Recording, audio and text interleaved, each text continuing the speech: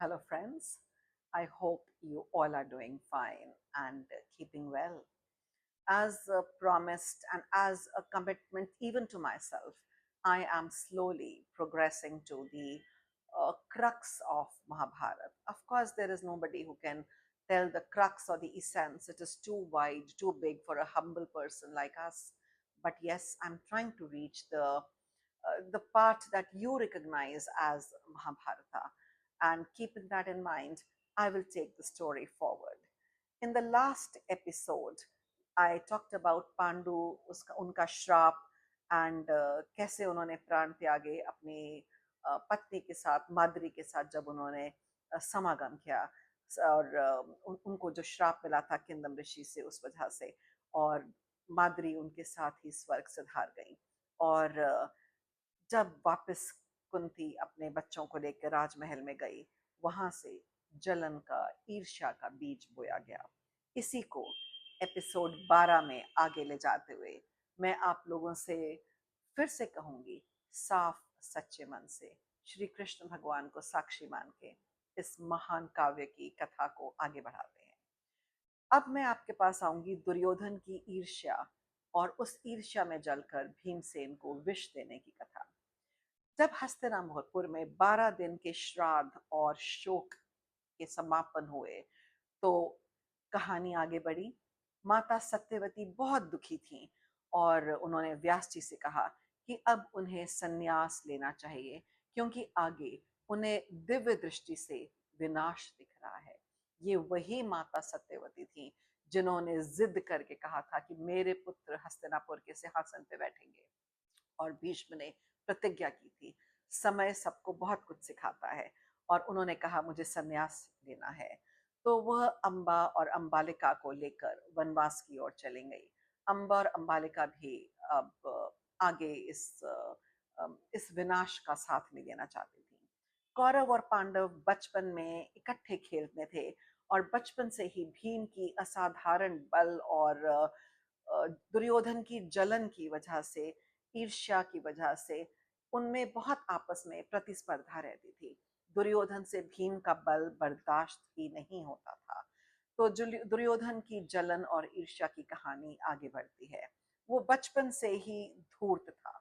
उसने भीम को मारने की कई बार योजना बनाई पर वो पूरी नहीं हो पाई, सफल नहीं हो पाया। और वो कई बार उनको जल क्रीड़ा में लेके गया और कोशिश करी पर एक बार उसने बहुत दृढ़ निश्चय किया और भोजन बनाने वाले को साथ बुलाया। बचपन से ही वो इतना धूर्त था और जल क्रीड़ा के बहाने से वो उन्हें लेके गया और उसने भीम की खीर में जहर मिला दिया। उसको पता था कि भीम खाने के बहुत शौकीन है और जब भीम ने वो खीर खाई तो उसमें बहुत विष था और वो बेहोश हो गए। उसी बेहोशी की अवस्था में दुर्योधन ने उन्हें गंगा जी में फेंक दिया और सोचा कि अब तो इनका विनाश बिल्कुल निश्चित है।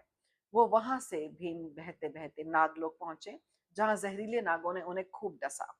उनके विष से जो पहले वाला विष था उसका असर थोड़ा कम हुआ और वो सचेत हो गए। उन्होंने नागराज वासुकी को सब बताया। उन्होंने भीम को पहचान लिया और वहां आर्यक नाम के नाग ने बताया कि वे भीम के नाना के भी नाना हैं। आपको तो पता ही है वासुकी नाग समुद्र मंथन में रस्सी बने थे। तो वहां पे जो आर्यक थे वो भीम के नाना थे। तो उन्होंने भीम का ध्यान रखा और उसे बहुत स्नेह किया। उसने वासुकी से कहकर भीम को उस कुंड का पानी दिया जिसके पानी पीने से सहस्त्र हाथियों का बल आता है। वह उसे दिव्य शैया पर बिठाकर छोड़ आए और पुनः उनके स्थान पर पहुंचा दिया। जब बच्चे बिना भीम के घर आए तो कुंती बहुत घबराई। उसे दुर्योधन की क्रूरता और धूर्तता का पता था। उसने वहां पर विदुर जी को बुलाया तो उन्होंने कहा कि तुम अभी चुप रहो। ये महलों में बहुत षड्यंत्र होते थे, बहुत कुछ हो रहा होता था जो आम इंसान को तो पता ही नहीं होता था। नहीं तो उसने कहा कि बाकी बच्चों पर विपदा आ सकती है अगर तुमने इस बारे में शंका उठाई। उन्होंने दिव्य दृष्टि से बताया कि भीम जीवित हैं और अभी उनका काल नहीं हुआ। युयुत्सु ने बताया, आपको याद है युयुत्सु जो कौरव 100 भाई थे, एक भाई दासी से हुआ था, उसका नाम युयुत्सु था जो धार्मिक था। उसने बताया कि इन 100 भाइयों ने मिलकर ये षड्यंत्र रचा था। तो उन्होंने कहा कि राजमहल में कई खतरों का आभास था, पर विदुर जी ने उन सबको चुपचाप रहने को बताया। तो जब युयुत्सु ने उनको जहर वाली बात, विष वाली बात बताई, तो सारे पांडव सकते में आ गए और विदुर जी ने कहा कि उन्हें बहुत सचेत और सावधान रहना पड़ेगा। इधर धृतराष्ट्र खुद इन सब की शिक्षा शुरू करवाना चाहते थे। तो उन्होंने वहां पे कृपाचार्य को बुलाया और सब 105 बालकों उनको सौंप दिए और उन्होंने उन्हें धनुर्वेद की शिक्षा दी। खूब पढ़ाया लिखाया, वेद शास्त्र और धनुर्विद्या दी। कृपाचार्य के पिता महान ऋषि और योद्धा थे। उनका नाम शरद्वान था। उनके पुत्र कृपाचार्य और पुत्री कृपि थे।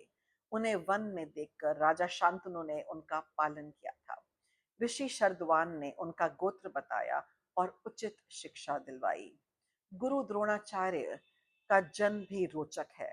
वैशंपायन जी ने जन्मेजय जी को बताया कि एक महान ऋषि भरद्वाज थे।